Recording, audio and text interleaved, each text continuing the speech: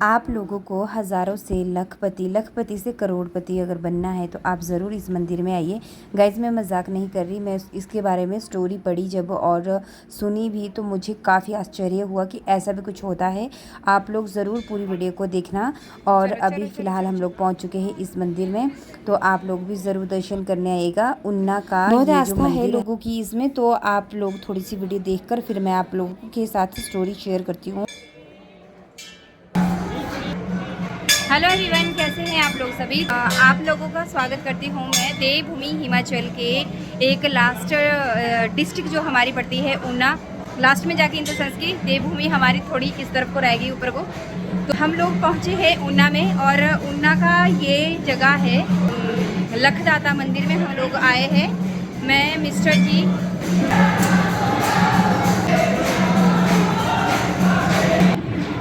सबकी अपनी अपनी आस्था होती है। हम लोग यहाँ पे, मैं तो आई हूँ पहली बार और बहुत अच्छा लग रहा है। मंदिर की वाइब भी बहुत डिफरेंट होती है।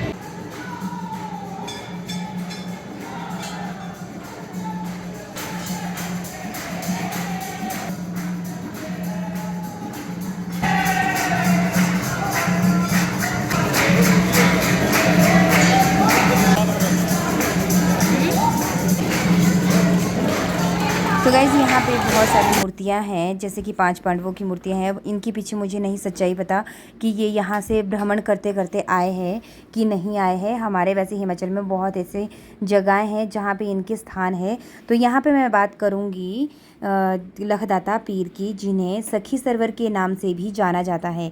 एक पंजाबी मुस्लिम सूफ़ी संत थे ये, और उन्हें गरीबों और फ़कीरों को धन देने के लिए लखदाता कहा जाता था।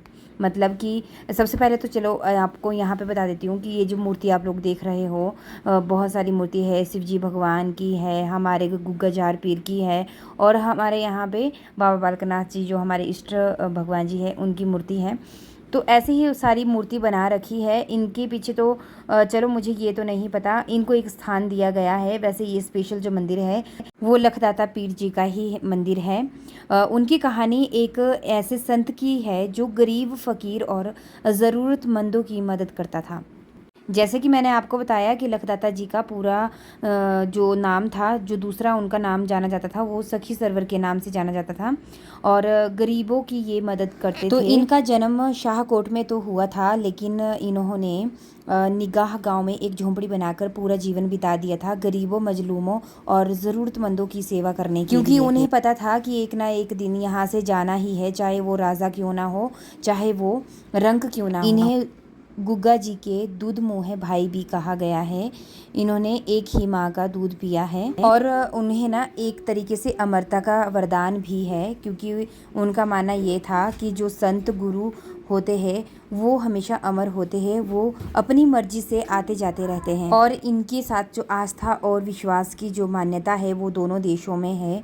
बंटवारे के बाद भी दोनों देशों में, भारत और पाकिस्तान में, लखदाता जी के नाम से मेले लगते हैं और उन्हें श्रद्धा पूर्वक लोग पूजते भी हैं, और अपनी जब मनोकामना उनकी पूरी होती है तो इस तरह से मंदिरों में आके अपना जो भी उन्होंने मान्यता रखी होती है, चाहे झंडी चढ़ाते हैं, यहाँ पर आकर चूरमा चढ़ाते हैं। और मेन चीज़ मैं आप लोगों को बता दूँ, यहाँ का जो प्रसाद होता है वो होता है घी, मक्की की रोटी और गुड़ का प्रसाद यहाँ पे चढ़ाया जाता है। वैसे तो यहाँ पे तेल का दीपक जो है हर वक्त जलता रहता है, और लोग तेल लेकर आया करते हैं और दीपक में डाल दिया करते हैं। बहुत बड़े बड़े यहाँ पर दीपक हैं। ये तो हमारे जैसे कि कुश्ती करवाई जाती है, सारे गांव वाले मिलके कुश्ती करवाते हैं। उससे पहले यहाँ पे लोग मत्था टेकने के लिए आते हैं। वैसे तो हर साल ही आते हैं। हम लोग तो सचमुच में यहाँ मतलब जन्नत में रहते हैं। पता है क्यों? यहाँ पे इतनी गर्मी है, बहुत ज़्यादा गर्मी है। और अभी तो फ़िलहाल चारों तरफ यहाँ पे पंखे लगे हैं, इतना महसूस नहीं हो रहा है, गर्मी का इतना महसूस नहीं हो रहा है। और चलते हैं हम लोग भी अब, क्योंकि हम लोगों को 3-3.5-4 घंटे लगे हम लोगों को आते आते, और जाने में भी उतना ही टाइम लग जाएगा। मत्था तो हम लोगों ने चलो बहाने में आ गए।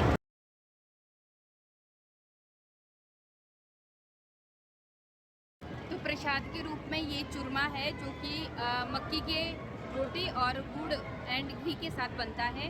तो ये प्रसाद के रूप में यहाँ पे दिया जाता है। चलिए जी, तो हम लोग आगे वापस मंदिर से और अब चलते हैं, खाना वगैरह खा लेते हैं, क्योंकि सुबह से लेकर हम लोगों ने भी कुछ भी नहीं खाया। यहाँ पे प्रसादी हम लोगों ने ग्रहण किया और अभी चलते हैं तो खाना वगैरह भी खा लेते हैं। चलो नंगे पैर। तो शायद यहाँ पे कहीं लंगर लगता है, तो वहाँ पे हम लोग अभी जा रहे हैं। और जयशु पापा का हाथ पकड़ो, मेरा पकड़ना।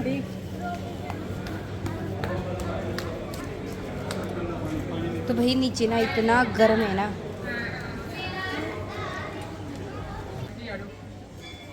सचमुच में हम लोग बोलते हैं ना कि हम लोग वाकई में हम लोग जन्नत में रहते हैं। हमारे इतने मतलब 1% भी गर्मी नहीं है यहाँ पे, ना नीचे पाँव नहीं रखा जा रहा है, इतनी गर्मी है यहाँ पे बहुत।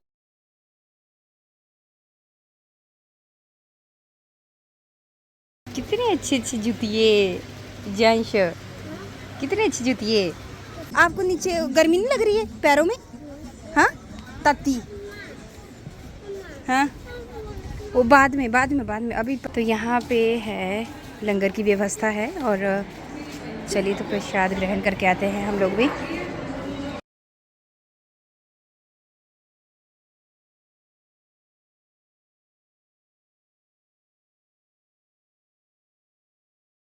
बड़े सौभाग्य से ऐसे दिन प्राप्त होते हैं, चाहे मंदिर में आने का, चाहे वहाँ का खाना खाने का सौभाग्य, ऐसे दिन प्राप्त होते। तो चलिए खा लेते हैं हम लोग खाना। खा लो आप लोग।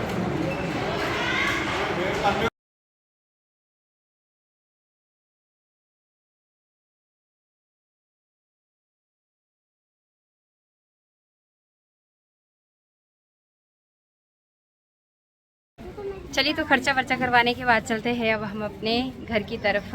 यशु शानवी का रहता है सिर्फ कलर का। शानवी ने लिए कलर और जयशु ने ली गाड़ी, और जाके ये 1 मिनट में तोड़ देगा इसको। और इसने मेरे साथ प्रॉमिस किया है कि मैं इसको नहीं तोड़ूंगा मम्मा, है ना जयशु? कि गुम नहीं करेगी। चलो, है ना जयशु? प्रॉमिस किया था ना आपने मेरे साथ कि नहीं तोड़ूंगा? हाँ चलो, तभी लिया है मैंने। अब भाई यहाँ पे इतनी कड़क धूप लगी है, बहुत ख़तरनाक गजब तरीके की। अभी चलते हैं, अपनी गाड़ी हम लोगों ने यहाँ पे परे लगा रखी है साइड में, तो वहाँ पे गाड़ी भी इतनी गर्म होगी ना अंदर से कि उफ, उफ, उफ। ये एरिया का तो मुझे नहीं पता कि यहाँ पे कौन कौन एरिया किस किस तरफ पड़ते हैं।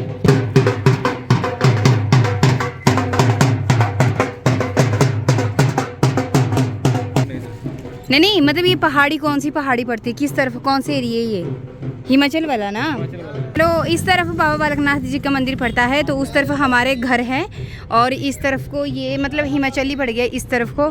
तो इस तरफ को जैसे उन्ना, अब इस तरफ को पड़ गया ना उन्ना। पंजाब किस तरफ को है? आगे की तरफ, इस तरफ को पंजाब है और ये हिमाचल है, और ये सेंटर पॉइंट बीच में ये बस मतलब लास्ट पॉइंट है उन्ना का।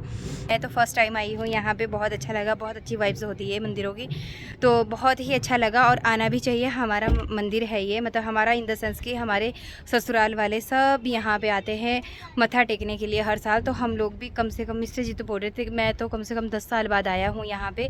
तो ये यहाँ पे एकेडमी में होते थे, यहाँ पे इन्होंने मतलब काफ़ी टाइम स्पेंड करा है, कम से कम 20 साल पहले। तो अभी फ़िलहाल तो ये आए थे कोई 10 साल पहले यहाँ पे इस मंदिर में, लखदाता के मंदिर में। तो अभी हम लोग भी निकल रहे हैं अब अपने घर की तरफ। धूप तो आप लोगों को देखने से ही पता लग रहा होगा कि कितनी गर्म धूप है यहाँ पे, और इतनी गर्मी की हमें आदत नहीं है, और हम ठहरे ठंडे इलाके के। चलिए तो चलते हैं। हमारे घर में भी इतनी ही गर्मी है, बट वही है ना कि वहाँ पे हवा वगैरह चली रहती है, तो इतना हमें महसूस नहीं होती। तो गाड़ी का अगर बोनट टच करूँ, गर्म है। वैसे हमें आदत है चूल्हे में हाथ डालने का। चलिए